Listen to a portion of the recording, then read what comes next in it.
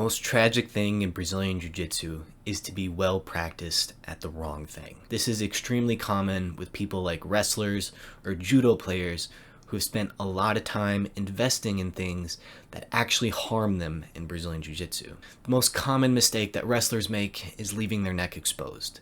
Because in wrestling, you're not allowed to choke people. So when you shoot for a takedown, you will leave your neck open and go and shoot for the takedown. I've personally played against many wrestlers who have done this, and they've fallen victim to the guillotine. Judo players are more complete grapplers than wrestlers. Now, wrestlers, I could argue, are a little bit tougher than judo players, as a whole, obviously. But they still have bad habits that you can ingrain into yourself. Now, you can even learn things the wrong way from a well-meaning coach if they learned it the wrong way. Bad habits can show up anywhere. A common bad habit that even most white belts make, because it's instinctual, is to post your arms way out to push people off of you, maybe in mount, maybe in side control, and then you get armbarred. So it's not necessarily specific to the style of grappling that you are, but to be well practiced in the wrong thing is very tragic, because you at that point have spent time investing in practicing and learning something that's going to get you hurt. Well, maybe you just tap out, maybe you just lose, but it hurts a little bit emotionally when you tap out in Brazilian Jiu-Jitsu.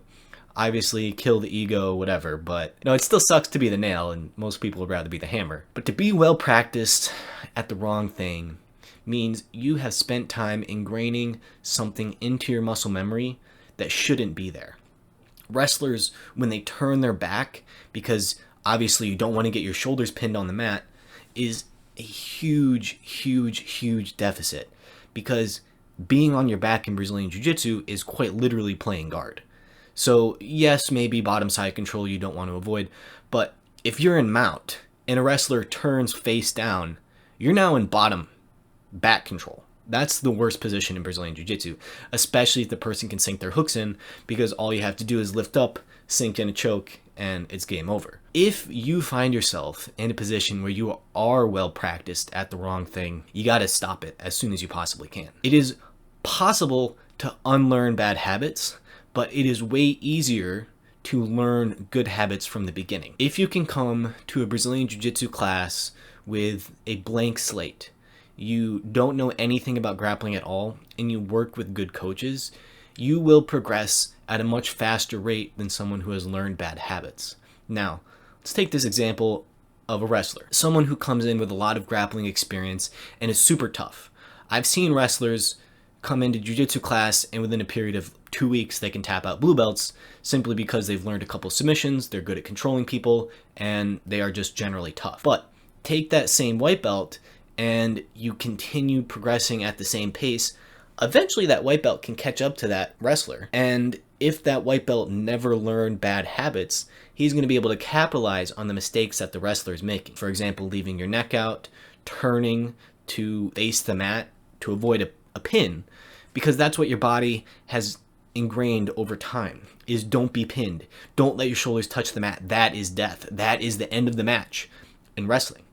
But in jiu-jitsu, or submission grappling, which is my favorite all-encompassing, technically correct term, you just don't want to get tapped out. You don't want to have your neck choked or any of your joints either straight-armed or kimura, Americana, whatever it may be. You don't want to be joint locked. You don't want to be strangled. So if you are well practiced at the wrong thing, that means you have spent time investing in stuff that will actually harm your grappling career later on. If you find yourself in this position, the number one thing you can do is stop. Immediately stop that bad habit and put yourself in positions where that bad habit may arise, and then correct it with good habits. For example, in bottom mount, you don't want to simply turn and give up your back. That is a bad habit. You'll get choked out the majority of the time. So you should put yourself in mount and get your frames, get your posture, slightly turn on your side. Don't go flat on the mat. Slightly turn your side. Don't turn all the way, but slightly turn on your side, and practice technical mount escapes. Shrimping, bridging, pushing the knees, collecting the leg to quarter guard, flipping your hips, doing the actual correct things, and work with your coaches. If you find yourself in this position and you can identify it, you will be able to correct that and advance beyond that. It's not a death sentence, but it will take twice as long, maybe 3 times as long to unlearn a bad habit as it would take to learn the good habit from the start. So if you find yourself in a position where you've never grappled before, you're actually in a very unique circumstance. This is where I found myself in 2017. I'd never wrestled before, I never did judo before, so I was very fortunate to learn what I think to be only good habits. I'm obviously not the best grappler in the world, I'm just me, but I've been able to build my game over time in a unique way that fits my personality, my body type, and my style of grappling, and I never had to unlearn bad habits.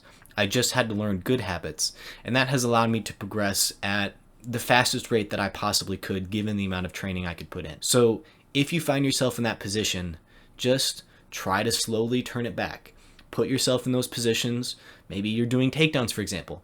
You can still do your wrestling takedowns, but just don't leave your neck exposed. There are ways to unlearn these bad habits. And if you can work with your training partners to, for example, only do stand-up and tell them, hey, try to guillotine me if you're a wrestler. And you can get your takedowns without being guillotined. It's possible. You just have to make some adjustments with where you place your neck. It's jiu-jitsu, not wrestling. Unlearn those bad habits. It takes some time, but it's worth it. And eventually you can progress beyond those habits. And I've seen so many wrestlers who have put the time in to unlearn those bad habits, and then they had this huge base of wrestling. You can do all of the wrestling moves in jiu-jitsu. That's why I call submission grappling my favorite term. And I've seen these wrestlers take the time to unlearn the bad habits, and then they can progress beyond that and become a much more complete grappler who has that wrestling ingrained into them because it's part of their personality. So don't fret if you've learned the wrong thing, because it can be unlearned. Just know it's going to take some time, and positionally spar in those areas in which you're doing those bad habits. Ask your coach, ask your training partners. They should be able to help you. It sucks. It's not the end of the world, but it does suck.